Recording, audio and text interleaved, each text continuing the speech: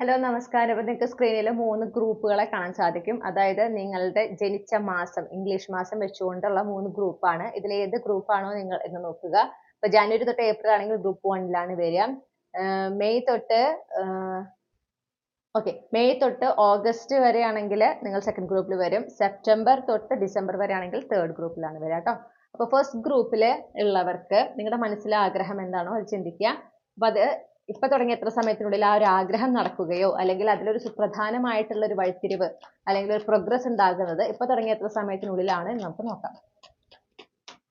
ഏറ്റവും അനുകൂലമായിട്ടുള്ള സമയം, ഏറ്റവും സാധ്യത കൂടുതലുള്ള സമയം ഇപ്പൊ തുടങ്ങിയ എത്ര സമയത്തിനുള്ളിലാണ് ഗ്രൂപ്പ് 1 ഉൾപ്പെട്ടിട്ടുള്ള കളക്റ്റീവിന്റെ മനസ്സിലുള്ള ആഗ്രഹം നടക്കാനായിട്ട് സാധ്യത? 9 മാസം എന്നാണ് നമുക്ക് കാണുന്നത് കേട്ടോ. ഇപ്പൊ ഗ്രൂപ്പ് 1ന് 9 മാസം, ഇപ്പൊ തുടങ്ങി 9 മാസത്തിനുള്ളിൽ എന്ന് കാണുന്നു. ഇനി ഗ്രൂപ്പ് 2ന്റെ മനസ്സിലുള്ള ആഗ്രഹം ഇപ്പൊ തുടങ്ങിയ എത്ര സമയത്തിനുള്ളിലാണ് നടക്കാനായിട്ട് സാധ്യത? 3 മാസം എന്നാണ് നമുക്ക് കിട്ടുന്നത്. ഇനി ഗ്രൂപ്പ് 3യിലുള്ള കളക്റ്റീവ്സിന്റെ മനസ്സിലുള്ള ആഗ്രഹം ഇപ്പൊ തുടങ്ങിയ എത്ര സമയത്തിനുള്ളിൽ നടക്കാനാണ് സാധ്യത കൂടുതൽ? 5 മാസം എന്നാണ് കാണുന്നത്. അപ്പൊ ആദ്യത്തെ ഗ്രൂപ്പിന് ഇപ്പൊ തുടങ്ങി 9 മാസത്തിനുള്ളിൽ, രണ്ടാമത്തെ ഗ്രൂപ്പിന് ഇപ്പൊ തുടങ്ങി 3 മാസത്തിനുള്ളിൽ, മൂന്നാമത്തെ ഗ്രൂപ്പിന് ഇപ്പൊ തുടങ്ങി 5 മാസത്തിനുള്ളിൽ. Okay, thank you.